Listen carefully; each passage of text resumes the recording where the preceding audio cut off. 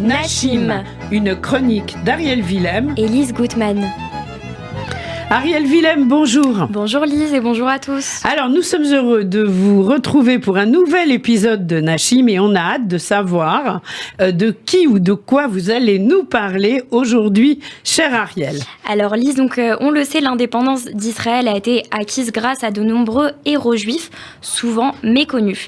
Et donc, je suis très heureuse de vous parler aujourd'hui, Lise, de combats sionistes à travers la très honorable Sarah Aharonson. Alors Sarah Aharonson, c'est une femme que je qualifierais avant tout, pour être en total accord avec le sujet de notre chronique, de féministe avant l'heure. Donc là, on est au début du XXe siècle quand Sarah va créer, donc avec son frère Aaron Aharonson et d'autres camarades de jeu, la célèbre organisation Netzach Israël Lo Yeshaker, autrement dit la Nili. Alors la Nili, c'est quoi ? C'est un réseau d'espionnage qui opère pendant la Première Guerre mondiale en Palestine, occupée par l'Empire ottoman. Et leur but principal, c'est d'espionner les Turcs et de transmettre les informations qui ont été récoltées via des messages codés envoyés aux Britanniques. Alors justement, Ariel, ce réseau d'espionnage, le Nili, est nommé par une appellation bien particulière. D'où est-ce que ça vient ? Alors littéralement, Lise, c'est « La gloire d'Israël ne démentira pas ». En fait, c'est un verset qui est tiré du livre des prophètes, donc Samuel. Mais si vous le permettez, en fait, Lise, je vais d'abord revenir sur la vie de notre Sarah. Alors Sarah Aharonson, elle vient d'une famille d'intellectuels qui a fui les persécutions antisémites en Roumanie pour venir s'installer dans un petit chouf du nom de Zichron Yaakov. En fait, c'était une des premières vagues d'Alia et c'est en 1890, donc quelques années après l'installation de sa famille, que Sarah naît. Elle est d'ores et déjà baignée dans un environnement cultivé et instruit. Donc depuis petite, elle est éduquée par une famille sioniste d'élite. Donc c'est notamment grâce à son grand frère Aaron qui fait l'objet d'une renommée internationale parce qu'il était ingénieur en ergonomie et botaniste. En fait, Aaron Aharonson, il est très célèbre à l'époque. Donc les Aharonson, vous l'aurez compris, c'est une famille d'abord très aisée, et très concentrée sur la philosophie, la lecture, la culture, etc. Mais surtout, c'est une famille où l'amour de la terre coule dans les veines. Et donc c'est ainsi que Sarah devient une patriote sioniste très très brillante. Elle parlait d'ailleurs 6 langues et elle était cavalière et une tireuse d'excellence. Alors on rappelle qu'à l'époque, Israël vivait sous l'Empire ottoman et la vie des Juifs n'était certainement pas facile.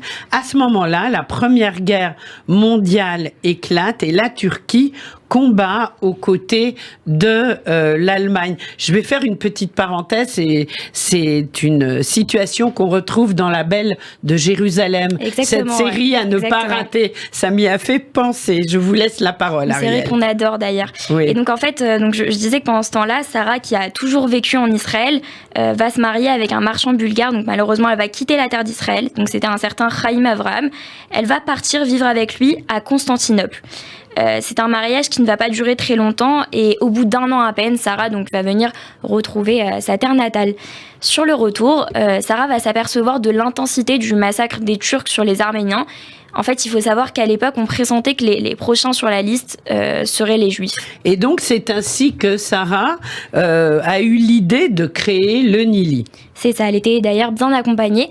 En fait, à l'époque, ils avaient d'excellents stratagèmes tels que celui du linge. Donc, par exemple, Sarah... Du linge, expliquez-nous. Bien sûr, je vais vous l'expliquer tout de suite. Donc, c'est en fait Sarah qui déposait sur son étendoir un linge bleu et un linge rouge, donc assez spécial, pour prévenir en fait les Britanniques qu'ils avaient des informations et rajouter un linge jaune si ces informations étaient par exemple urgentes. Ensuite, elle déposait un étui en cuir sur la plage, un étui qui contenait les informations en question. Et très vite, en fait, le Nili, grâce à ces stratagèmes, va devenir le plus grand sac d'espionnage pro-britannique du Moyen-Orient. Sarah va diriger les rênes du mouvement lorsque son frère Aaron Aharonson va quitter donc la Nili pour aller soutenir les Britanniques en Égypte. Alors un excellent réseau d'espionnage qu'on évoque souvent dans l'Israël d'aujourd'hui, exactement, qui cependant n'usait pas des moyens de technologie qu'on a à notre disposition bien sûr aujourd'hui. C'est ainsi que les pigeons voyageurs n'étaient pas toujours les plus discrets. Oui, malheureusement. Donc en 1917, un des messages va être intercepté par les Turcs qui vont venir fouiller et saccager tout Zichron Yaakov. C'est à ce moment-là que malheureusement Sarah va devoir emporter toute la responsabilité.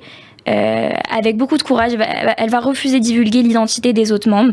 Elle va être torturée donc pendant 6 jours par les Turcs.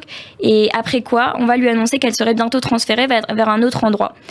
Et c'est à ce moment-là que Sarah va implorer ses tortionnaires de pouvoir rentrer une dernière fois chez elle pour se changer. Elle était trempée de sang. Elle est donc transportée jusqu'à son domicile où malheureusement elle va s'enfermer dans la salle de bain, écrire une lettre d'adieu à son frère Aaron et se tirer une balle pour mourir en héroïne. Alors c'était le 6 octobre 1917 et aujourd'hui Sarah est gravée dans nos mémoires grâce à ses actions de battante féministe et sioniste qui s'est acharnée avec dignité pour offrir un meilleur destin à son peuple. Alors si vous me le permettez Lise, je vais vous lire la fameuse lettre qui reflète réellement ce qu'était la volonté de notre chère Sarah Aronson. Alors cher Aaron, j'ai été battue à mort. J'ai subi des tortures horribles. Souviens-toi de raconter nos souffrances à ceux qui prendront la relève. Je suis sûre que nos amis vaincront bientôt. Raconte-leur tout. Dis-leur, Sarah vous charge de venger son sang. Pas de pitié car ils n'en ont pas eu à notre égard. Je n'ai plus la force de souffrir. Rappelle-toi, nous avons été tués comme des héros et nous n'avons pas avoué. Alors c'est une lettre très émouvante et vous pouvez d'ailleurs retrouver la tombe de Sarah Aronson à Zechron Yaakov. Alors Lise, dans l'Audisson, on aime bien finir en musique. Donc nous allons laisser nos auditeurs sur ces belles paroles avec la chanson Elef Neshikot, 1000 baisers. Il y a un siècle, Avshalom Feinberg, qui était l'un des membres phares du Nili, écrivait une longue lettre à son aimée Rivka Aronson, la sœur de notre héroïne du jour, Sarah. Et de cette longue lettre d'amour, le célèbre compositeur Tzvika Pik en tira une belle chanson. Alors on va écouter Elef Neshikot. Merci beaucoup Ariel et on se retrouve bientôt pour un prochain épisode de Nashim.